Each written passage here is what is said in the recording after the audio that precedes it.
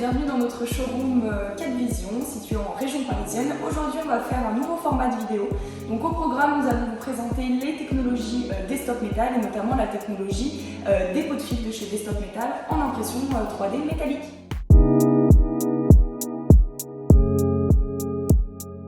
Donc aujourd'hui on vous présente le tout nouveau système de chez Desktop Metal qui est le système Studio 2 qui comprend du coup une imprimante et un four de fritage pour réaliser l'ensemble de vos pièces métalliques industrielles.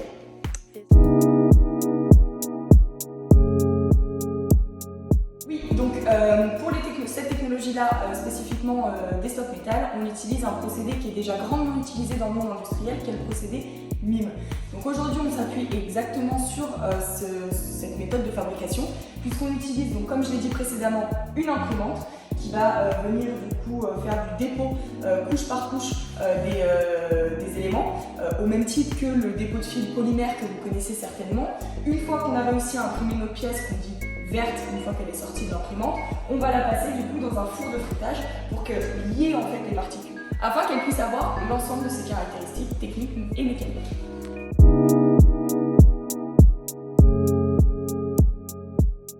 Oui, je vous laisse venir avec moi. Donc du coup, première étape, c'est qu'on va lancer du coup l'impression. Donc c'est une imprimante assez classique, d'accord? On a deux têtes d'impression. On verra un petit peu plus tard dans la vidéo pourquoi deux têtes. Vous avez un plateau ici sous forme d'aspiration avec des feuilles, au même titre que celles-ci qui sont inconsommables, qui vont vous permettre en fait de venir retirer vos pièces facilement. Et vous avez ce qu'on appelle ici le nettoyage des têtes. Donc c'est assez classique, ça ressemble grandement encore une fois aux technologies FDM polymère. Donc ça c'est la première étape. L'avantage avec ce nouveau système Desktop Metal, c'est qu'on peut s'affranchir du déliantage chimique. D'accord? Donc on va faire directement un déliantage, un nettoyage des pièces dans le four de fritage. Donc il va y avoir une première montée en température qui va vous permettre de faire le déliantage thermique et ensuite une deuxième montée en température jusqu'à 1400 degrés en suivant bien évidemment des courbes de chauffe précises pour vous permettre du coup de friter vos pièces et d'avoir des pièces finies.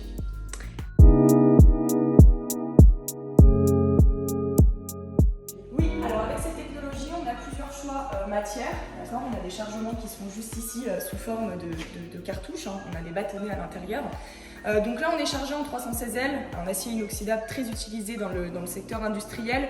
On a aussi du 17,4 pH, on a aussi des aciers outils, on a du cuivre. Voilà, il y a aussi d'autres matériaux qui sont en recherche chez Desktop Metal et qui vont sortir dans les mois à venir.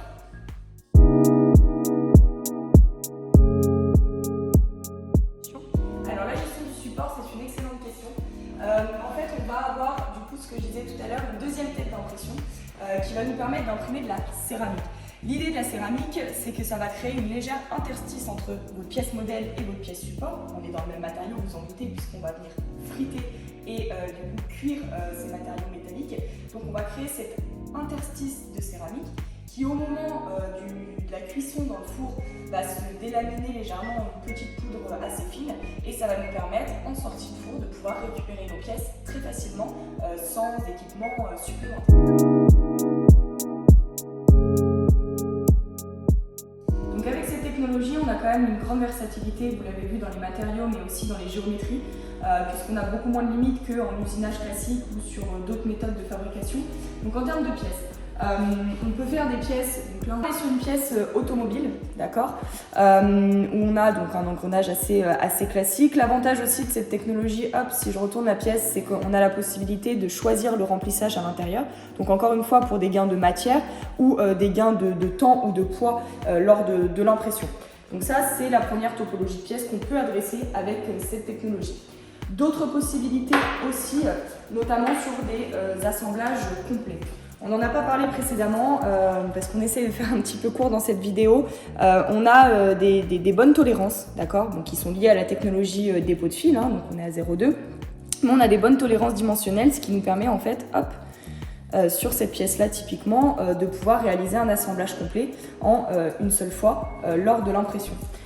Autre possibilité aussi, c'est des pièces qui sont beaucoup plus précises, puisque là on est sur un haut niveau de détail. Donc c'est une pièce qui a été légèrement polie en sortie d'impression et de frittage. Mais voilà, on arrive à avoir quand même des très bons états de surface. On arrive à, avec le polissage, qu'il soit manuel ou automatique, à enlever un petit peu les stries qui sont liées à la fabrication de la pièce. Et puis deux autres exemples qu'on voulait vous montrer aujourd'hui.